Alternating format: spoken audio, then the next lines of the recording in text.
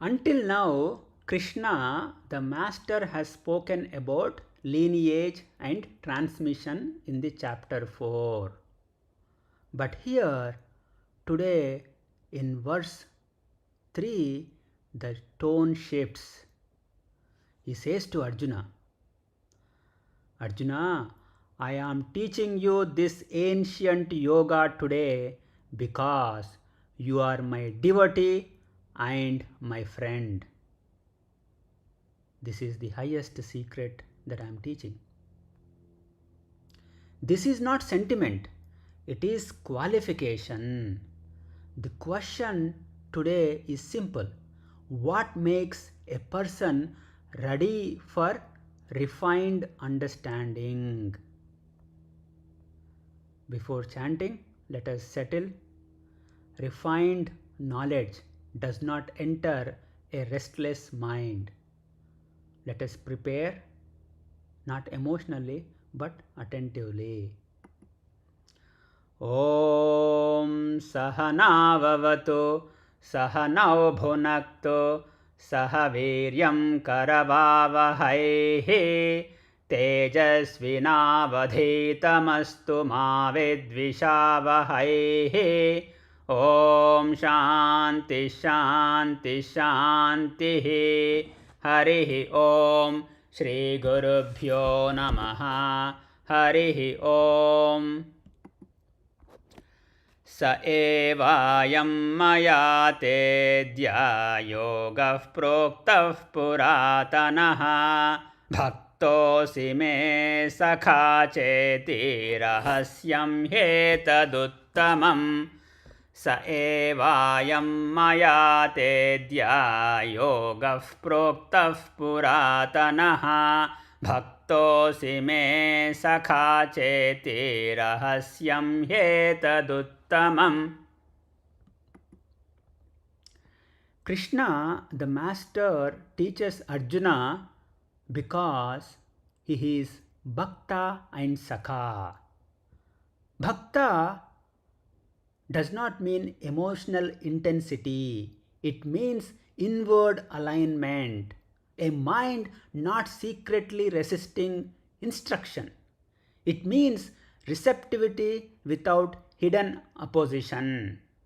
Sakhā does not mean causal equality. It means openness without hostility, the ability to question without ego defense, and the presence of mutual trust.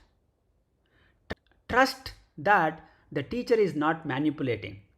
Trust that the student is not distorting. Without trust, instruction, teaching becomes debate. Without trust, the teaching becomes debate. With trust, correction becomes growth. This is not favoritism, it is eligibility. Refined understanding requires psychological steadiness, trust in the teaching process, humility that prevents distortion. The word rahasya, rahasyam hetaduttamam. The word rahasya, secret, does not mean hidden. It means subtle, easily misunderstood if the mind is reactive.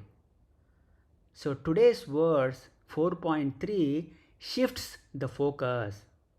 Earlier we discussed lineage. Now the focus is readiness.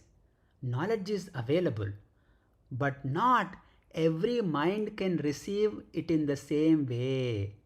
Without steadiness, the mind argues. Without humility, the ego appropriates. Without discipline, insight dissolves into opinion. So, the core insight is this: refined understanding unfolds in a prepared mind. Let's take an example. Consider advanced mathematics course. The formulas in the course are not secrets. But without foundational training, it appears meaningless. The problem is not concealment, it is preparation. So, similarly, this higher knowledge is not withheld, it requires fitness. So, what does readiness look like in a daily life? Not in theory, but in functioning. Preparation begins with karma yoga. Act without inner agitation. When corrected, reflect before reacting. Reduce identity based defensiveness. If the mind is constantly disturbed, refined understanding will not settle. Second, protect clarity through method. Listen to understand, not to win. Stay long enough for insight to mature. Prefer rigor over stimulation. Don't collect perspectives.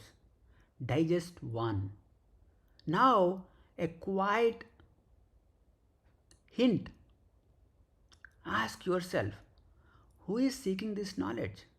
Is it the ego trying to improve its position? Or is it a sincere inquiry into what is fundamentally real? Devotion stabilizes emotion.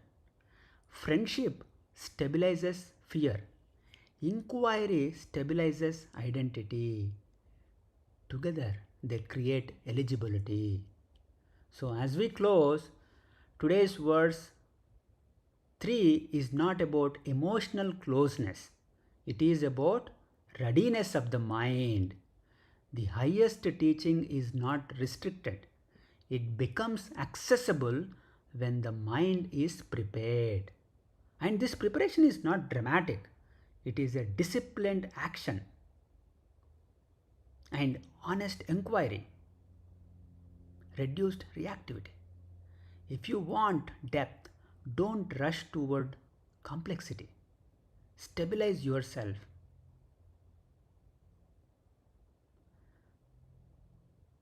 Om Shanti Shanti Shanti Harihi Om Shri Gurubhyo Namaha Harihi Om Swadhyaya Pravachanabhyam Na Pramadithavyam Om Tat Sat.